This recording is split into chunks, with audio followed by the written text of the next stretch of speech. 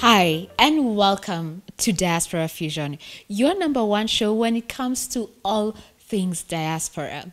Today, we are all about taking a little gander just outside Nairobi to experience serenity. You want to know what I'm talking about? My name is Evie Minor. Let's get this show started. The moment you enter Serenity, you are welcomed by an array of greenery, lush gardens, and beautiful interiors. From the art to the floors to the tastefully placed furniture, one thing comes to mind: coziness. Today we get to visit Serenity Gardens, a hidden gem just outside Nairobi. We got to talk to Giles and we got to explore this beautiful property. Check this out.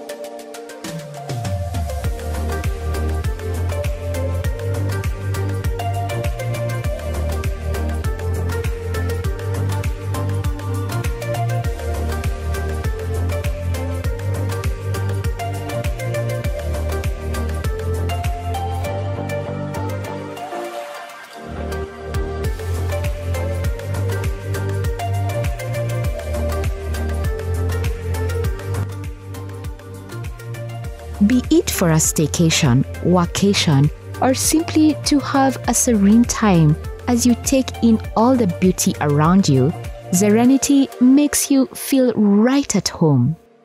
Easy to guess? It's a favorite in the diaspora space.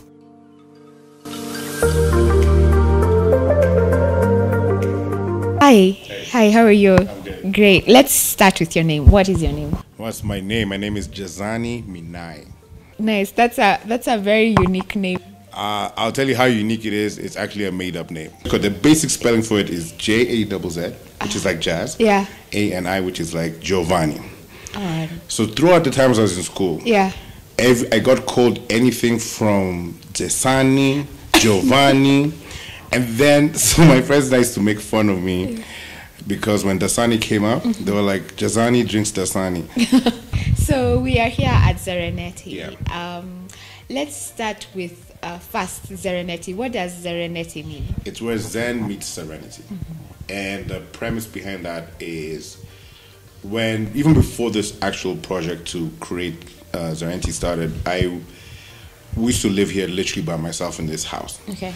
And I found it as a very tranquil space for me to go hang out. It was a space for me to be in my thoughts and in a space where I'm not clouded by a lot of noise. So as much as I had to get used to the idea of silence, which is one thing that I had to learn because I really do enjoy listening to music and things like that, silence is also a very beautiful and powerful entity in and of itself. So when we were thinking about how to name this space, Serenity came up as a name because it was where I said, this is where Zen meets Serenity. Like, I'm very much into also like Japanese culture and what have you. And I was like, I love the idea of Serenity, like the peace of it. And I was like, I mean, this is homogenizing that idea. What do you do here at Serenity? What do I do here? Yes. Okay, I'm going to give myself a very simple title. I am the creative entity that helped put this place together. I don't have one particular job because as a self-professed entrepreneur, I don't just do one thing, I have to learn how to do everything. So I've learned how to do accounts, which I hated. I hated math in school. I've learned how to at least put menus together. I love to cook, as we spoke. And even design-wise, but that is my passion, like putting the rooms together. The whole element of this space, because I grew up around a lot of people who love design and also are architecturally based. So it taught me how a room is important for the people in the room. So it's one thing to create a building and it serve a purpose in terms of shelter. But how that shelter interacts with the people in how the people in it react to the rooms and the space is very important. So a lot of the times, anywhere I go, I'm very conscious of that, like how this room speaks to it. Like what do you feel when you're in the room? And that for me is, to answer your question very quickly, That's what I do. I helped create the space. Wow, great. I love to work with people. Like, I know that I can't do everything. I seek help when I need it. And for me, that's actually the essence of even how Serenity came about, because even the people who have stayed and been part of this journey with me, like my friends who came at the beginning when we started building, are still the same people who always remind me, like, wow, look at what you've done. And, you know, once you're in the middle of the storm, it's so hard to see the things you've done. And I need that, and it's very encouraging to remind me to keep going, and why such experiences like meeting you are so important to me, because at least you also get to join the experience that is not mine but ours to experience. It's true. Yeah. Very well said. And speaking of experiences, we spoke earlier and you mentioned all these places that you have traveled. Yeah. And our show is about the diaspora space. So how has that influenced you in terms of just your worldview, your view of like how you came up with this place? How has those experiences shaped where you are right now? I'll definitely say travel is everything, guys. Like, I appreciate why people constantly want to travel, because there's something so beautiful as human beings meeting other human beings. Because you start to realize that you don't live in a bubble. We are a community of people who have separate entities that influence who we are. And so for me to answer your question, yes, all those experiences have really opened my mind to even how different Africans live, different people in different parts of the world experience the world, and even their own biases, even like for myself, I have stereotypes that I've had to also debunk for myself about how certain people are. And that's just based on, again, it's just a stereotype. A lot of them are based on some sense of truth, but once you meet an individual, you realize that, yes, we are all literally individuals trying to share this planet we call Earth. And that for me is what has made experiencing the world so important, because it really is such a huge eye-opener. And when I say travel, I just don't mean going to different parts of literally the world. It's even within your own country, because it opens you up to seeing how other communities live, all those biases you may have had, all those prejudices and whatnot.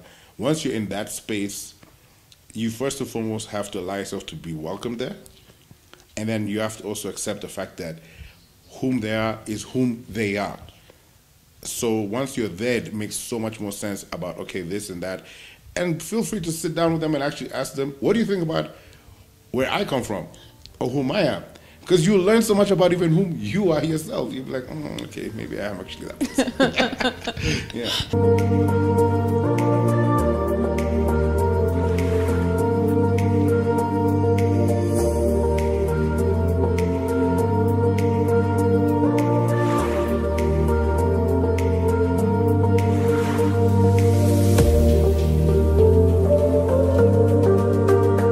With travel comes interesting and somewhat culturally shocking situations.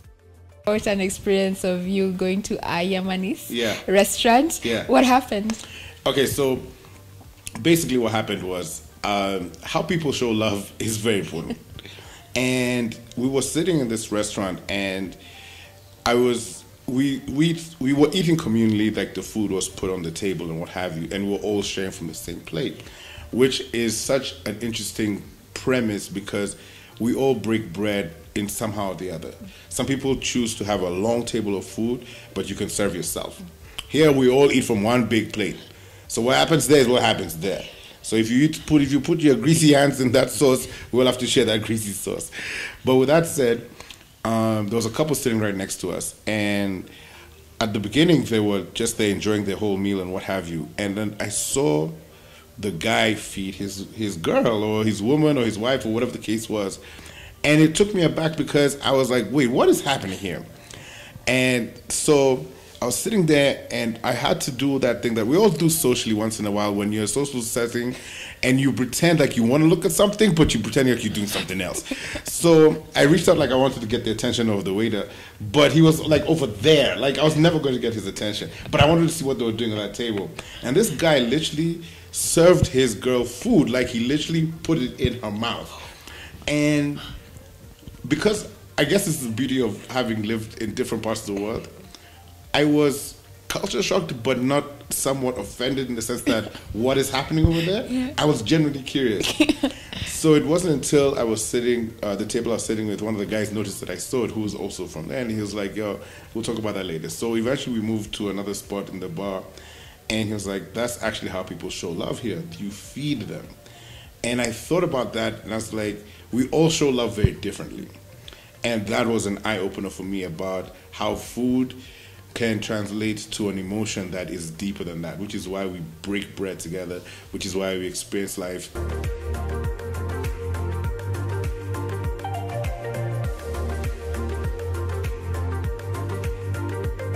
And speaking of food and emotions they give us, we got a dash of Zen in the food.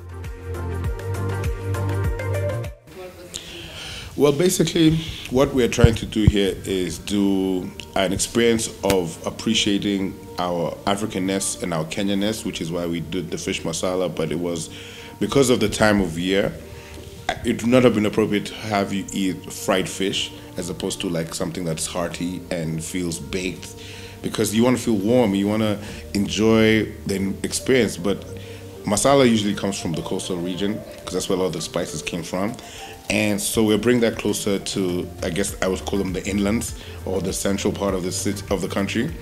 And the soup is, again, because it's a hearty time of the year where we need something hot and something that will fill the stomach.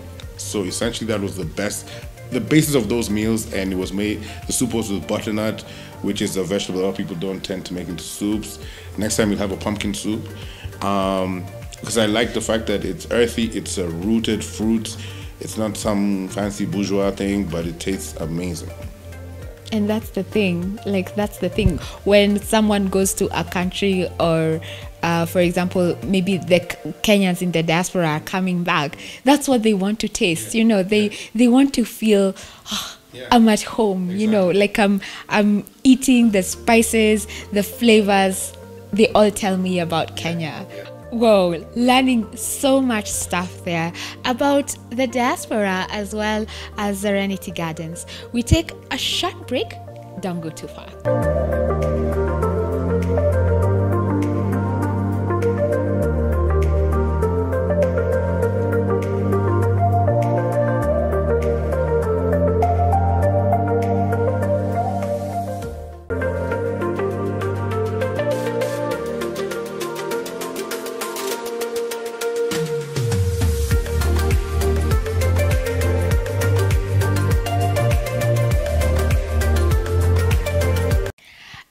Great to have you back. We get to talk to Jazz a little bit more to tell us more about this beautiful space. Serenity is all about that. When you look at the art as well as the interior deco, let's start with the interiors. As in, tell us a little bit about some of the interiors and what was the method of coming up with them? I'll say this. We didn't want to completely ignore the heritageal fact of where we are and this home being a country home and what have you. So we were not trying to make it contemporary just because. It's important. I feel that, okay, I love people like this. When it comes to design and people interacting in space, it's important to understand why you're there and what you want to do. And so for me, the way I looked at it was, my process was, this used to be a country home and it has its own level of heritage in terms of who lived here before and what have you. So I was not going to ignore that, because anytime you try to erase history, you're ignoring whom you are. So there was no point in me trying to ignore the fact that this used to be a country home, it was part of the colony and what have you, and here we are now. And for me, that's also a very powerful thing to see how the colonizer was here, but now as a black family now own it. We've literally reclaimed our land.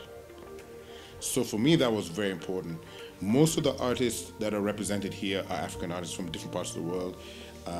There's art from Ethiopia to Malawi. And I don't know if you're going to see some of my art, but some of my art is somewhere in this house. And I'm glad I actually was not there to explain it, because that's the only time I get super shy, when I have to explain my art. But part of it was, I also wanted Africans and the Kenyans in particular who come to visit us here to see what it can be like to have a fusion of both. You don't have to pick one particular style and just stick to it. You can bring in yourself with your African heritage and your essence, and also appreciate the fact that there's certain cultures or things that you want. Like you can have a version of Afro-Japanese setup, because maybe you like Japanese culture. Maybe you visited Japan and it changed your mind. You went and visited Tokyo and you had a great time, but you're still not forgetting the fact that you're African. So there's no reason why you can't do that. So I feel for me when it came to design, I really wanted that to come across. I mean, I'm sounding super Pan-African in that sense, but I am in the sense that I love our design, which we don't truly appreciate. I really want us as Africans to start buying more of our own artist work and appreciating ourselves more, because I don't understand. I hate the idea that I know more about Picasso than I know about half of the African artists that exist. And that has been very deliberate. So going back to my ethos about my design, that was the premise. Because I was not going to forget why we're here, but I was not going to also let that define how I want people to see the space.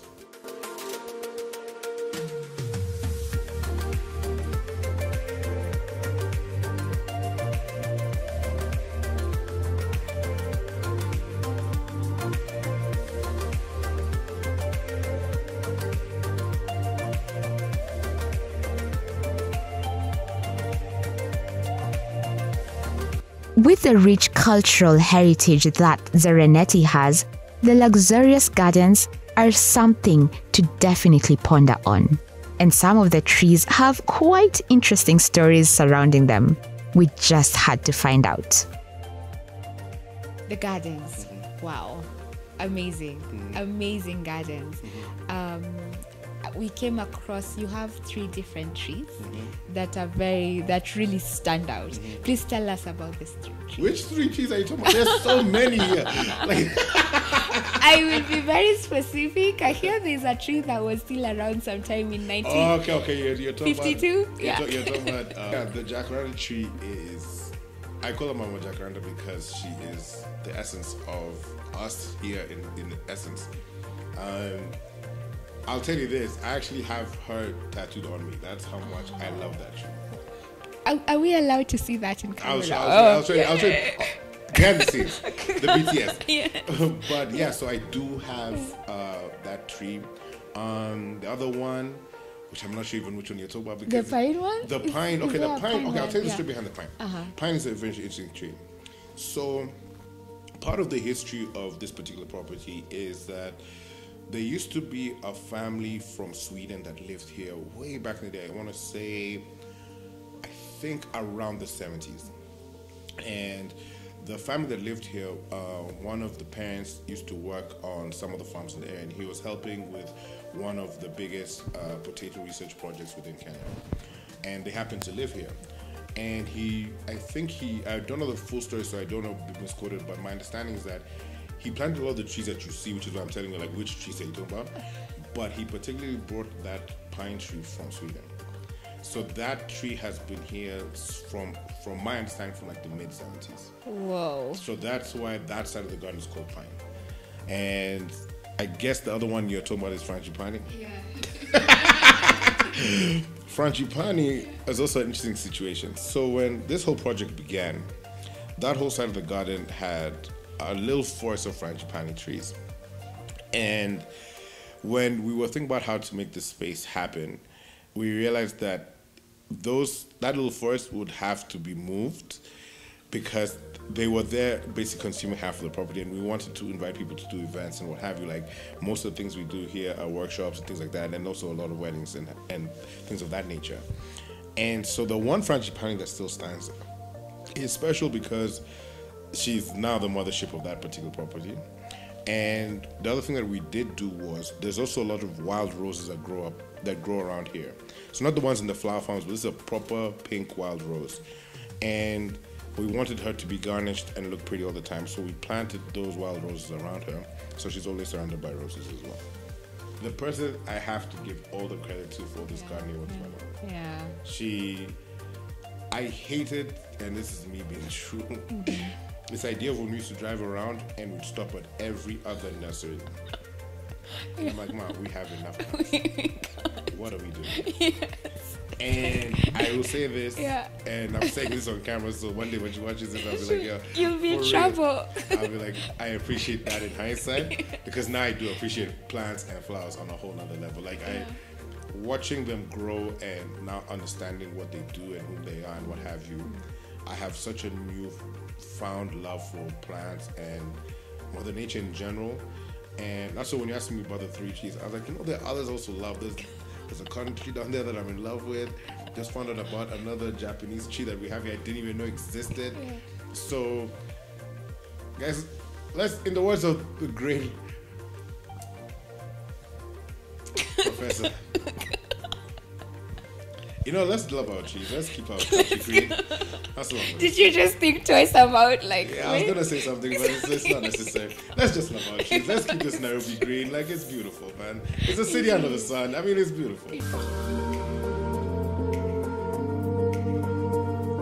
One of the very noticeable spots, or in other words, a very Instagrammable spot, is the blue-green sleek vintage car parked out front.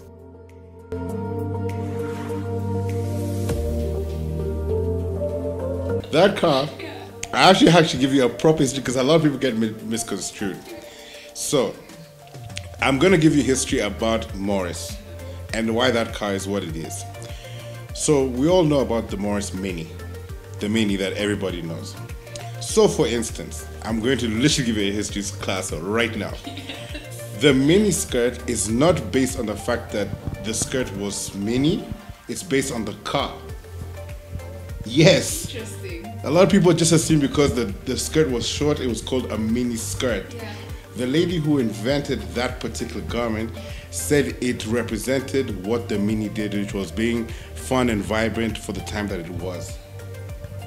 So, the Morris is a Morris Mini. This is a Morris Minor. Now, the Morris Minor, which looks a lot like the Beetle, is almost deliberate because it was the English way of responding to what the Volkswagen Beetle was. Yes, I see that. Yeah. And that's why it looks the way it does. So this was the working man's car in England. So this Morris Minor used to belong to my grandfather. So that car is very special because it is literally a huge part of our heritage. So my grandfather drove it, my mother's driven it, I drive it on occasion, although I've not driven it in a while. So that is why that car is so special.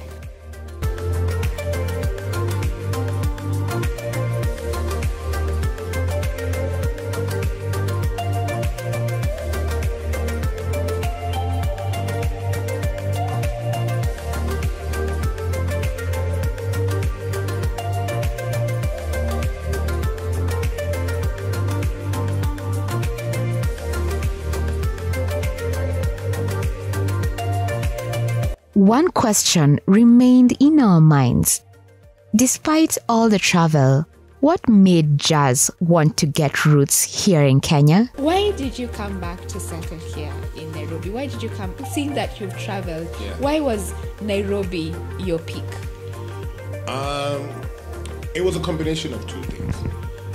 First and foremost, I hadn't lived here literally for many years. We traveled as a family a lot, which I am very grateful for. Experiencing the world is very special. So when different things are happening across the world, I can appreciate why people feel the way they do. But at the same time, I felt like there was a loss of identity within myself. I've experienced the world, but I didn't know what it meant to be a Kenyan. I had the passport, yes, but I had no idea. My only experiences with being Kenyan was coming home during school holidays or for family functions and things like that. So when I came back, I was trying to rethink about my life and what I wanted to do next. And the option of going back abroad really wasn't there. So I was trying to think, okay, what can I do here in the meantime about going back? And the longer I spent here, I was like, I actually don't want to go back. I want to stay.